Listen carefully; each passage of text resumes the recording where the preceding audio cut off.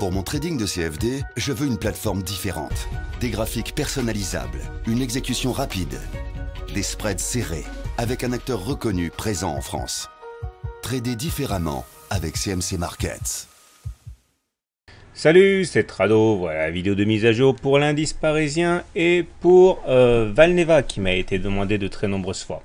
Bon, bah écoutez, j'étais vraiment à deux doigts de perdre mon pari, mais finalement, eh bien, ça s'est pas passé trop mal, ni pour le CAC, ni pour mon pari. J'avais dit qu'aujourd'hui, on aurait une nouvelle sollicitation du nuage, hein, ça c'est bon, mais qu'il n'y aurait pas de plus bas. Alors l'ancien plus bas, il était à peu près à 4410. Comme vous pouvez le voir, on a bien plongé en séance, mais on n'est pas allé plus bas. Et voilà pourquoi, c'est parce que nous sommes sur une zone de support. Alors la zone de support graphiquement, elle est représentée par en fait la séquence de plus bas qu'il y a eu entre globalement le 5 mai et le 20 mai, hein, puisqu'on n'a pas clôturé en dessous de cette zone pendant toute cette séquence de baisse. Et puis également hier, hein, on avait vu que finalement cette zone de support était relativement solide. Et puis surtout, j'ai envie de dire, il y avait cette histoire de nuage là, hein, dont je vous rappelle que tant qu'on est au-dessus du nuage, on est en tendance haussière, et que tant qu'on est au-dessus du nuage, eh bien le nuage joue son rôle de support en cas d'attaque. Et donc, force est de constater que la zone de support plus le nuage, eh bien ça suffit à éviter une nouvelle séance de décrue massive du CAC. Et puis également, il y a la Chinku ici, la Chinku qui, elle, subit les mêmes obstacles que les cours eux-mêmes. Et bon, aujourd'hui, eh bien, elle devait enfoncer à la fois les cours et puis la même zone de support ici. Donc ça faisait peut-être un petit peu beaucoup. Et c'est ainsi qu'on a réussi à conjurer les effets du T3. Alors le T3 est toujours là. Je vous renvoie à mon tuto, hein, sur les clôtures hors Bollinger. On m'a posé beaucoup de questions par mail privé. Je vous rappelle que les Bollinger se calculent de telle manière que 80% des clôtures se font à l'intérieur des Bollinger. Donc rarement on va avoir des clôtures à l'extérieur des Bollinger. Mais lorsque cela se produit, eh bien, on a une augmentation de la volatilité, et puis surtout, les circonstances, les conditions sont réunies pour qu'on ait une nouvelle clôture dans la foulée hors des Bollinger. Regardez à quoi ça ressemble. Vous voyez, la plupart des clôtures se font à l'intérieur des Bollinger. Ça, c'est la Bollinger supérieure, ça, c'est la Bollinger inférieure. Vous voyez bien que généralement, on clôture à l'intérieur. Sauf rarement, hein, on clôture à l'extérieur. Ça s'appelle un T1. Quand il y a une deuxième clôture, ça s'appelle un T2. Quand il y a une troisième clôture, ça s'appelle une T3, etc., etc. Et lorsque la Bollinger supérieure et la Bollinger inférieure divergent, eh bien, on a plus d'une chance sur deux d'avoir une nouvelle clôture à l'extérieur des Bollinger la séance suivante. Bon, ça ne fonctionne pas indéfiniment. Au bout d'un moment, on réintègre les Bollinger. Mais en tout cas, les stats sont là. Alors, regardez, ça fonctionne également à la baisse, hein. T1, T2, T3, T4, T5. Et puis bon, il n'y a pas eu T6 puisque la sixième clôture s'est faite à l'intérieur des Bollinger. Alors, j'insiste bien, il faut que la Bollinger supérieure et la Bollinger inférieure divergent pour avoir ces stats. Regardez là, on avait bien un T1, mais avec la Bollinger inférieure et la Bollinger supérieure qui ne divergeaient pas, hein, puisqu'elles pointaient tous les deux vers le bas. Donc, la séance d'après, il y a eu réintégration des Bollinger. Si j'en parle, c'est parce que bon, j'ai pas eu trop le temps d'en parler précédemment parce qu'il y avait beaucoup de choses à dire. Mais là, on avait bien un T1. Avec Bollinger supérieur et inférieur qui divergeaient. Donc on avait plus d'une chance sur deux de faire un T2. Ça a été chose faite ici. Et pareil, hein, on a eu un T3 aujourd'hui, hein, puisqu'on a une nouvelle clôture en dessous de la Bollinger inférieure. Mais les effets ont été relativement faibles, encore une fois, moins 0,06%, autrement dit, quasi stabilité. Ce qui me fait penser d'ailleurs que mon pronostic pour la séance de lundi, ce sera eh bien, la réintégration des Bollinger. Donc là, effectivement, c'est vrai que je suis contre les statistiques, puisqu'à un moment, comme vous l'avez compris, on a plus d'une chance sur deux de faire un T4. Hein. Mais là, étant donné la force de la zone de support, je fais le pari d'une réintégration des Bollinger contre les probabilités, donc pour la séance de lundi. Mais regardez les indicateurs techniques, hein, c'est super dégradé. Le stochastique est dans sa zone de survente, en dessous de 20, c'est-à-dire que normalement, il ne faut plus acheter du tout là. Le MACD est négatif en dessous de son signal, c'est mauvais. Le momentum est négatif, c'est pas bon non plus.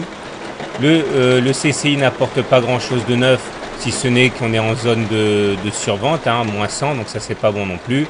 Et le TRIX est négatif, donc vous voyez, tous les éléments sont excessivement dégradés, mais cela n'empêche en rien la possibilité d'un rebond technique. Alors,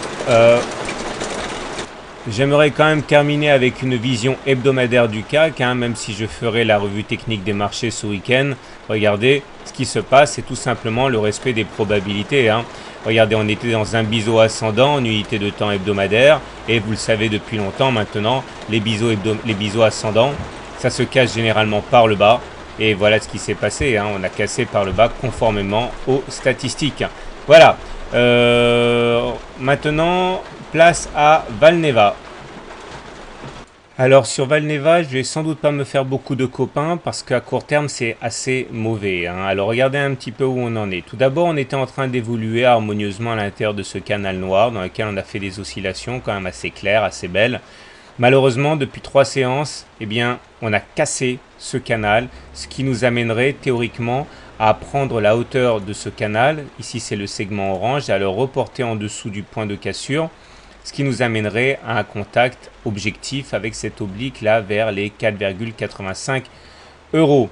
Alors ce qui va dans le sens d'une baisse pour la semaine prochaine, c'est regardez, nous avons, je vais zoomer un petit peu, un avalement baissier. Regardez, ça cette configuration avec deux bougies, ça s'appelle un avalement baissier parce que vous avez un petit corps vert qui est complètement avalé par un grand corps rouge. Et ça veut dire qu'on a plus d'une chance sur deux d'avoir une séance de baisse sur la séance de lundi. Si on ajoute à cela le fait que eh bien, nous soyons en dessous du nuage, le nuage c'est cette zone là qui peut être bleue ou verte, hein, et que ici nous avons la Chinku, la bleue qui est également en dessous des cours, bon globalement on a théoriquement plus de chances de faire des plus bas que de mettre fin à la baisse. Sous que les indicateurs techniques sont super dégradés, regardez, stochastique en dessous de 20, MACD négatif sous son signal, momentum négatif, CCI dans sa zone de survente. Le jour où il passera au-dessus de la ligne des moins 100, ça sera un signal d'achat, hein. Et le Trix pour terminer qui est en dessous de son signal est négatif. Vous voyez, hein, on a vraiment beaucoup plus de chances de faire des plus bas que de mettre fin à la baisse. Mais maintenant, ce qui est intéressant, c'est en hebdomadaire, c'est à moyen terme. Et à moyen terme, c'est loin d'être aussi dégradé que ça, puisque regardez, c'est même l'inverse. J'en avais déjà parlé, hein, mon objectif n'a pas changé depuis plusieurs semaines, hein, maintenant. On est toujours à l'intérieur de ce biseau d'élargissement descendant à angle droit parce qu'il y a un côté plat et descendant parce qu'il y a un côté qui descend. Et il faut savoir que ce genre de figure, dans plus d'un cas sur deux, ça se casse par le haut, avec pour premier objectif de prendre la hauteur de la première oscillation complète, c'est le segment orange que l'on reporte au-dessus du point de cassure le jour où il aura lieu, avec un objectif donc de 10,4 euros. Donc le problème c'est qu'on est capé par cette espèce de segment noir là qui nous empêche de progresser. Donc je pense qu'un bon signal d'achat sera donné lorsqu'on arrivera à s'affranchir de ce segment noir, c'est-à-dire quand on passera en clôture au-dessus des 6 euros pour faire simple. Autre élément positif, si on trace les Fibonacci, c'est-à-dire vous prenez le plus, ça se fait automatiquement, hein, regardez si vous découvrez l'analyse technique, vous prenez l'outil Fibonacci, vous prenez le plus bas, vous prenez le plus haut, ici, et vous voyez que on a tendance à retracer niveau par niveau, 23,6%, 38%, 50%, et le niveau des 50% ici a l'air de bien tenir. Alors ça veut dire qu'on est simplement en période de correction par rapport à la formidable période de hausse qu'on a eu avant. Néanmoins, si on suit ce que j'ai dit en journalier et qu'effectivement le scénario du canal reporté se validait, ça nous amènerait à 4,8, donc ici sur le niveau suivant de Fibonacci, et là on aurait à la fois un support et le nuage qui nous aiderait à rebondir. Donc pour faire simple, j'envisage tout à fait qu'on puisse aller plus bas, mais ça remet nullement en cause la possibilité à terme d'aller chercher les 7,4 et les 10,4 puisque bon, on est dans les clous. Voilà, donc maintenant je vous quitte en vous rappelant que conformément à ce que j'avais dit, le 10 juillet, réservez votre soirée, il y aura mon webinaire gratuit sur le système Ishimoku qui m'a été demandé à corps et à cri, donc ce sera le jour également où je sortirai mon e-book avec exercices corrigés, vidéos exclusives, hein, sur Ishimoku pour vous entraîner et mettre à profit ce qu'on verra ensemble dans le webinaire. Donc n'hésitez pas à vous inscrire, c'est gratuit, c'est sur le blog et je vous souhaite une bonne soirée, de bons trades et à demain pour la revue technique des marchés, pour le CAC, l'euro-dollar, le Nasdaq, etc., etc. À demain!